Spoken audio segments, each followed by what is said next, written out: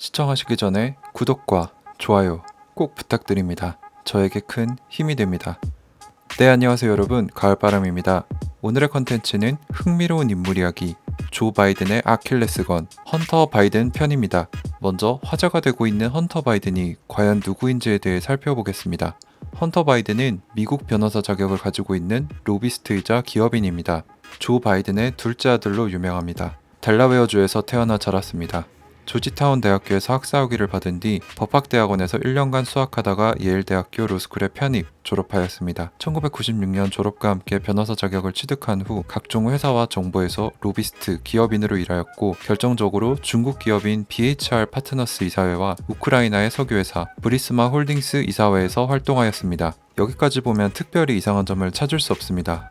하지만 이제부터 본격적으로 그의 사건 사고에 대해 함께 알아보시죠. 첫째로 가볍게 마약입니다. 헌터 바이든은 2013년 5월 미 해군 예비군 소위가 되었으나 2014년에 행해진 코카인 검사에서 양성 반응이 나와 미 해군 예비역에서 퇴출당했습니다. 본인 스스로도 마약 복용을 인정했고 후회한다고 밝히기도 했죠. 다음은 무려 형수와의 연애입니다. 헌터 바이든은 2015년 병으로 별세한 형 보 바이든의 부인인 할리 바이든과 열애를 하고 있음이 밝혀져 미국 사회에 큰 충격을 주었습니다. 게다가 당시 헌터는 부인과 별거 중이었지만 법적으로는 유부남이었습니다. 조 바이든은 이에 대하여 그들의 관계에 찬성한다고 밝혔습니다. 바이든은 외로운 사람들끼리 라는 말로 둘 사이를 두둔하며 여론을 무마했습니다. 다음은 사생아 사건입니다. 아칸소 주에 사는 한 여성이 헌터가 자신 아이의 친부임을 확인하는 유전자 감식 감정서를 법원에 제출했습니다. 헌터는 앞서 재판에서 아이의 친부임을 부인했습니다. 그런데 친자로 확인된 아이의 엄마와 관계를 가진 시기가 형수와 함께 지내던 시기와 겹쳤습니다. 즉, 그는 형수와 부적절한 관계를 갖던 시기에도 동시에 다른 여자와 관계를 가진 것이죠. 법원의 친부 확인 결과 16개월 된 이야기는 헌터의 아이가 분명했습니다. 하지만 헌터는 아직도 그 여성과 관계를 맺은 적이 없다고 우기고 있다고 합니다. 자,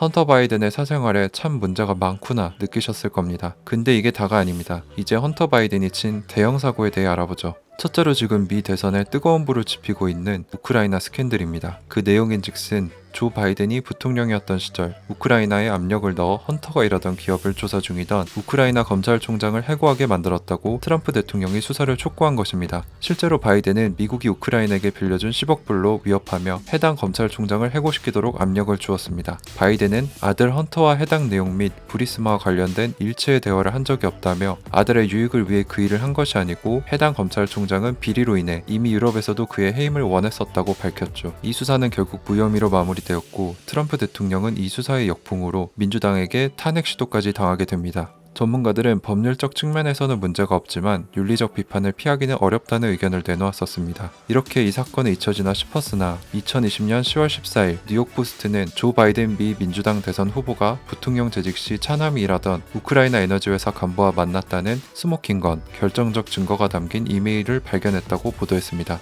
헌터 바이든으로 추정되는 인물은 자신의 고장난 노트북 세대를 델라웨어주에 있는 컴퓨터 수리점에 맡겼는데 수리비를 지불하지도 않았고 노트북을 찾으러 오지도 않았다고 합니다. 컴퓨터 수리점 주인인 맥 아이잭은 노트북 안에 담긴 내용을 발견하고 살해 위협이 두려워 FBI와 전 뉴욕 주지사인 줄리아니의 변호사에게 각각 전달했고 줄리아니는 이를 뉴욕포스트에게 맡긴 것입니다. 줄리아니는 이것이 중대한 사안이므로 FBI가 수사를 해야 한다고 촉구하는 한편 아직 기사화되지 않은 내용들은 더욱 충격적이라고 발표했습니다. 참고로 노트북에서 발견된 한 영상은 헌터가 마약을 하며 정체를 알 수 없는 여성과 관계를 가지는 모습이 담겨 있다고 합니다. 뉴욕포스트의 기사를 네티즌들이 트위터와 페이스북에 올리기 시작하자 트위터와 페이스북은 업로드를 삭제했고 테드 크루즈 상원의원은 거대 IT 기업의 언론 사찰이라며 잭 도시 트위터 CEO에게 소환장을 발부할 계획이라고 발표했습니다. 익명의 관계자에 따르면 FBI는 2019년 12월 헌터 바이든의 이메일이 담긴 하드디스크를 입수했으며 이 사건이 2020년 미국 대선에 개입하려는 러시아의 작전인지를 조사 중이라고 밝혔습니다. 이것뿐만 아니라 헌터 바이든과 조 바이든은 중국에서도 비슷한 행동을 한 것으로 의심받고 있습니다. 2013년 조 바이든이 부통령으로서 중국을 공식 방문했을 때 시진핑 주석과의 만남에 헌터 바이든이 동행했습니다. 이때 헌터는 중국의 은행가인 조너선 리를 만났습니다. 리는 그 직후 BHR 사모펀드를 세웠고 헌터는 이 펀드의 이사로 참여하는 등 두 사람은 사업 동반자가 되었는데 BHR 파트너스는 신생 펀드였음에도 불구하고 해당 방중 이후 열흘 뒤에 중국 당국에게서 허가증을 받았고 중국 은행에게서 무려 15억 달러 약 1조 8천억 원에 해당하는 투자를 받았습니다.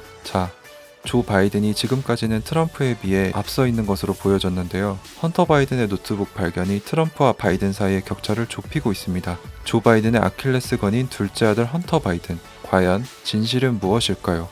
이상 영상을 마치도록 하겠습니다. 시청해주셔서 감사합니다.